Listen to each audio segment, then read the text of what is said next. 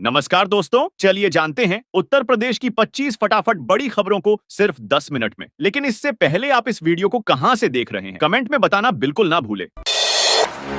उत्तर प्रदेश में शिक्षकों की बम्पर भर्ती की तैयारी तेज हो गई है। सरकार ने इसके लिए ऑनलाइन पोर्टल तैयार कर लिया है, जिसके जरिए Uttar Pradesh education service selection commission को 24,000 से अधिक पदों के ई अध्याचन भेजे जाएंगे। इस भर्ती प्रक्रिया से प्रदेश के स्कूलों में शिक्षकों की कमी दूर होने की उम्मीद जताई जा रही है।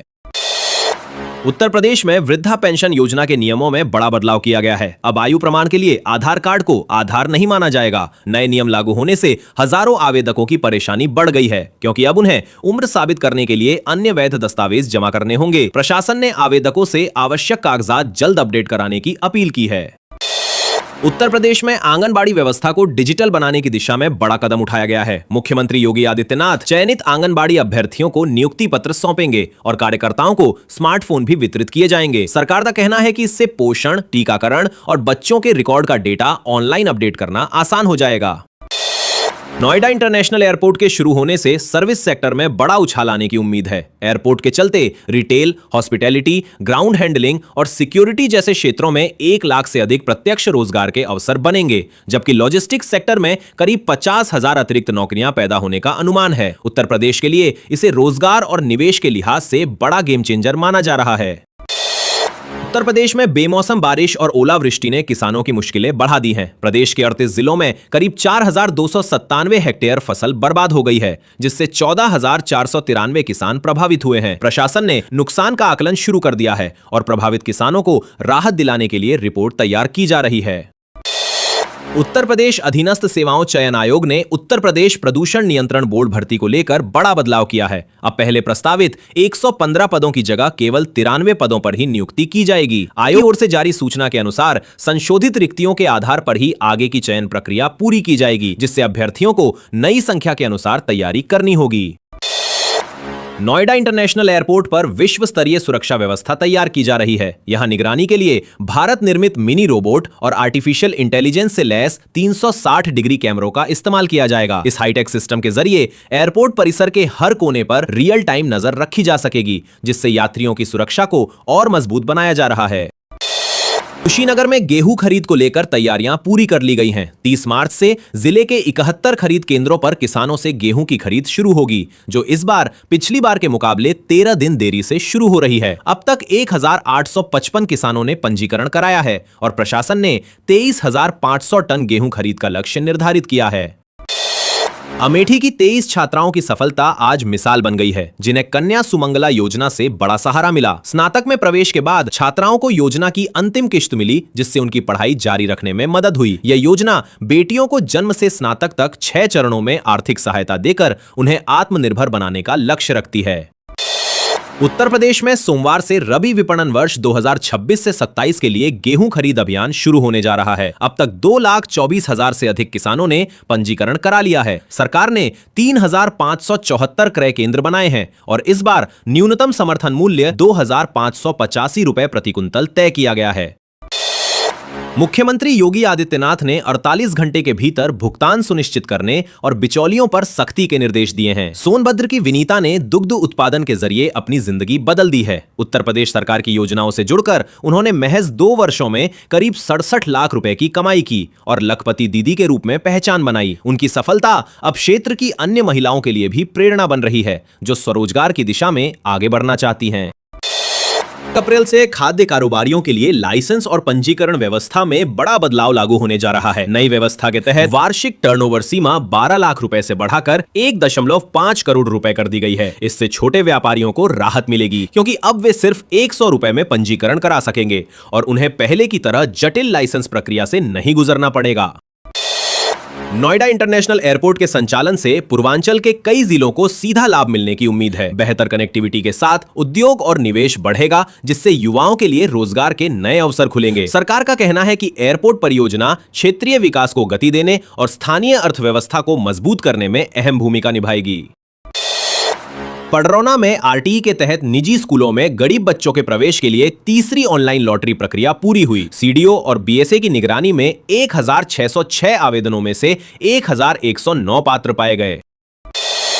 उत्तर प्रदेश की 7 विधानसभाओं में पंचायत उत्सव भवन बनाने की योजना को मंजूरी दे दी गई है। इस परियोजना पर कुल 9 करोड़ 87 लाख रुपए खर्च किए जाएंगे, जिसमें पहली किस्त के रूप में 1 करोड़ 41 लाख रुपए जारी भी कर दिए गए हैं। प्रशासन ने निर्माण के लिए जमीन भी चिन्हित कर ली है, जिससे काम जल्द शुरू होने की उम्मीद है।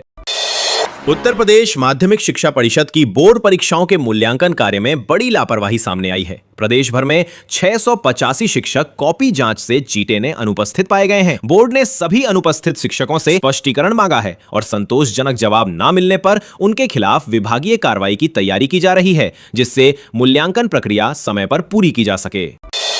कासगंज में आंगनबाड़ी सहायिका भर्ती के लिए काउंसलिंग प्रक्रिया जारी है। 972 पदों के लिए 7000 से अधिक आवेदन प्राप्त हुए हैं, जिससे चयन प्रक्रिया में कड़ी प्रतिस्पर्धा देखने को मिल रही है। इंटीग्रेटेड चाइल्ड डेवलपमेंट सर्विसेज के तहत होने वाली इस भर्ती से स्थानीय महिलाओं को रोजगार के नए अवसर मिलने की उम्मीद जताई जा रही है।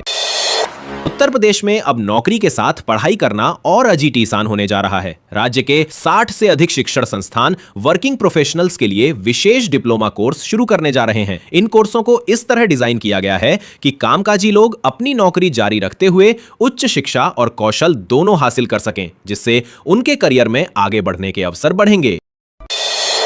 उत्तर प्रदेश ने कनेक्टिविटी के क्षेत्र में नया इतिहास रचते हुए खुद को 5 अंतरराष्ट्रीय हवाई अड्डों वाला राज्य बना लिया है। नोएडा इंटरनेशनल एयरपोर्ट और अयोध्या इंटरनेशनल एयरपोर्ट के शुरू होने से हवाई यात्रा और आसान हो गई है। मुख्यमंत्री योगी आदित्यनाथ के नेतृत्व में एक्सप्रेसवे, मेट्रो और औद्योगिक परियोजनाओं ने प्रदेश को तेजी से उभरती अर्थव्यवस्था के रूप में स्थापित किया है।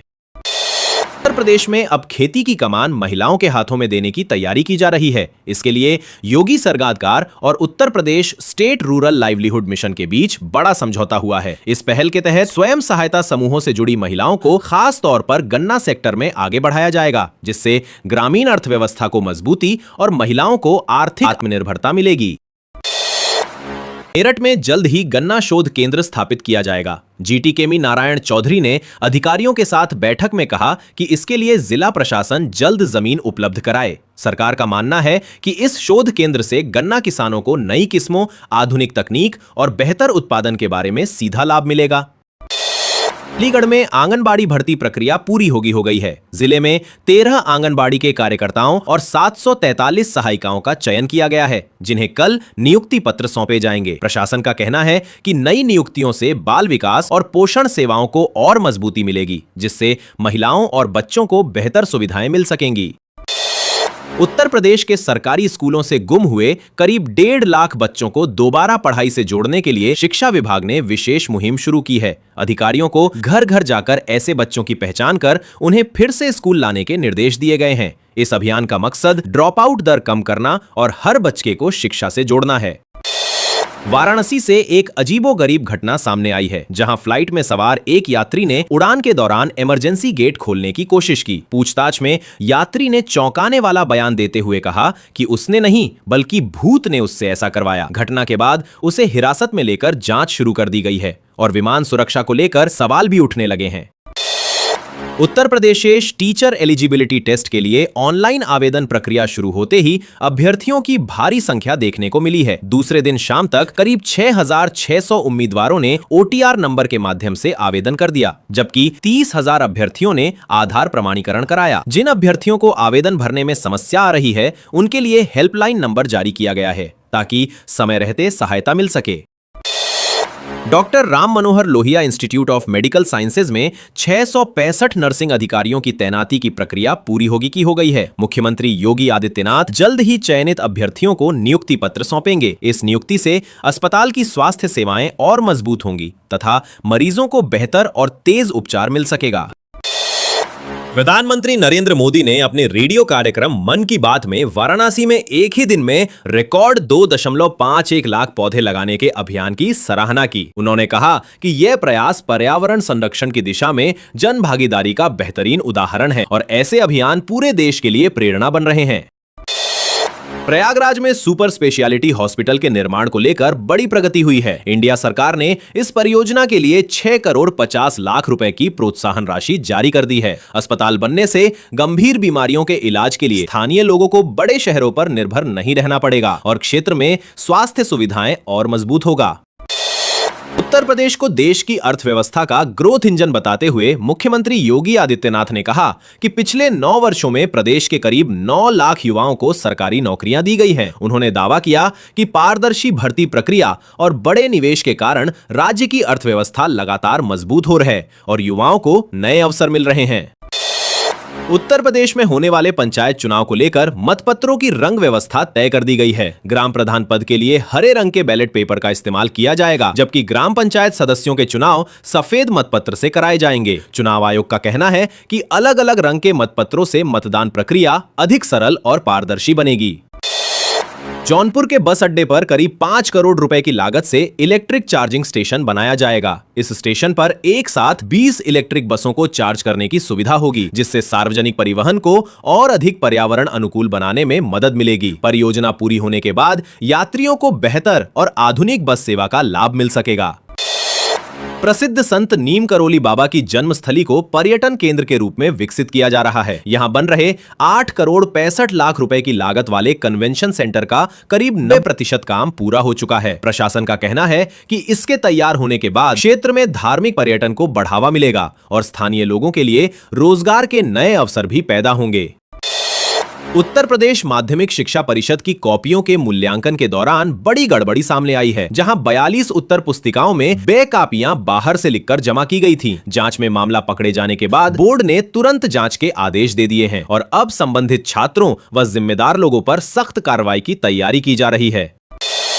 उत्तर प्रदेश में संपत्ति के बेनामे के दौरान आधार प्रमाणीकरण को और सुरक्षित बनाने के लिए अब आइरिस स्कैनिंग का विकल्प दिया जाएगा। यह नई व्यवस्था 1 अप्रैल से लागू होगी, जिससे फर्जी पहचान और धोखाधड़ी की घटनाओं पर रोक लगाने में मदद मिलेगी। अधिकारियों का कहना है कि इस कदम से रजिस्ट्री प्रक्रिया अधिक पारदर्शी और सुरक्षित हो जाएगी।